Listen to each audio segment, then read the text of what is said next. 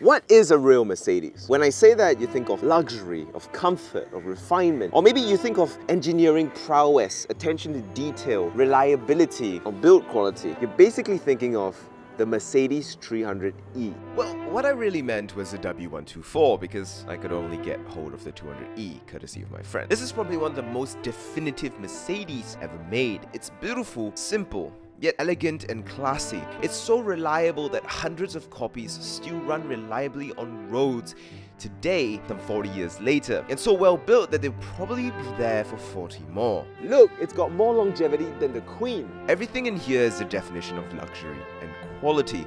There's more wood in here than the Amazon rainforest has left. And that's not by accident, that's by design. The 300e was Mercedes saying, let's build the best car we can. Price, budget, competition be damned. And that's why it's so iconic and so adored, some 38 years later. If you were to take all the hallmarks of Mercedes, all the defining characteristics, and distill it into one car, it will be the W124, a machine of pure engineering excellence. It's like the Golden Gate Bridge of Mercedes-Benz. Everything the last 3 generations of A-Class were not. The first A-Class was hardly a Mercedes. It was ugly, cheap-feeling, poorly engineered. The second was a slight improvement, but still felt exquisitely budget. And while the third gen A-Class was a significant upgrade in the looks department, the poorer than siblings level of comfort and luxury remained. The problem was really the approach. The early generations of the A-Class wasn't Mercedes trying to make a premium vehicle that just happened to be small. It was them trying to make a competitor for the Golf, but then charging a premium because it's got a Mercedes badge on it. It wasn't a premium brand doing what it's supposed to, make a premium car that stands out. And because of that, it did feel like the CLA and A-Class both hurt Mercedes, especially its reputation as a top-tier brand. When you sat in it, you just felt like you overpaid for a Volkswagen Golf,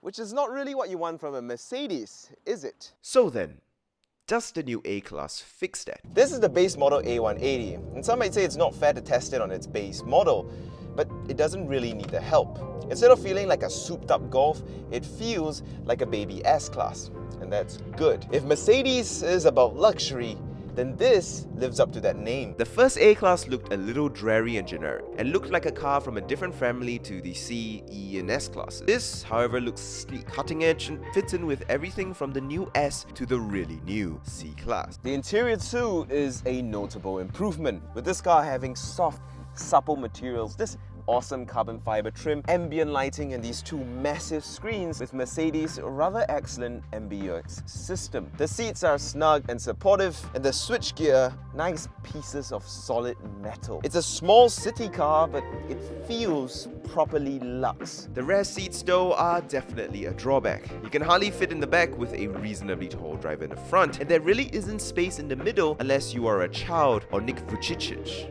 As is the boot. It's not massive, but it's a lot better. And while in the rear, it looks a lot better than last generation's car, these fake vents and fake exhausts feel like a rather pretentious mask. It's like I'm looking at Kim Kardashian, really. But the ride, that's definitely not fake. The whole driving experience is a massive improvement over the last A-Class. The engine is a turbocharged 1.4-litre 4-pot with 140 brake horsepower. It is pretty nippy around town and has a slightly fun kick at 2000 RPM. It's super easy to drive as well, with light steering, easy visibility, and a turning circle so small that it makes Hasbulla look big. But the biggest improvement is definitely the suspension setup. Small cars have a tendency to have a rather stiff ride, something bumpy, uncomfortable, and jerky over rough road. But this car doesn't have that issue. It wafts over the road with a poise and composure that is unnatural for a compact city car like this, and its quiet, well-insulated cabin with little road or wind noise separates you from the peasants outside like a Mercedes should. Despite this, the A-Class remains very flat and balanced through the corners. This is an impressively well-dampened car. Now, because of this, the A180 isn't the most fun car to drive. It could be perkier with the power, for example,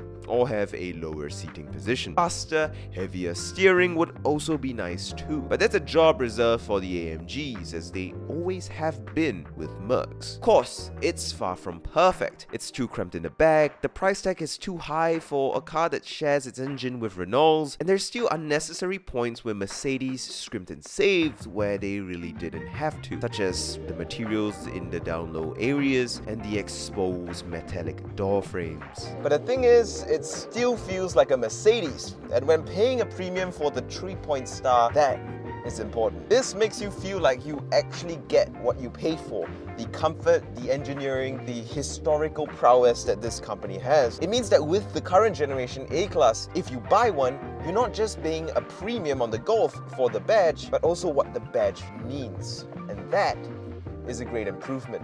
All in all then, the A180. It's lost the shackles of just being a decent car, but underwhelming Mercedes. It's a properly engineered machine, a luxurious compact car rather than a decent compact car that carried the Mercedes badge, with a ride, interior and comfort that triumphs almost any car in its size or price range. Welcome back, Mercedes, because this is what a baby Benz should be.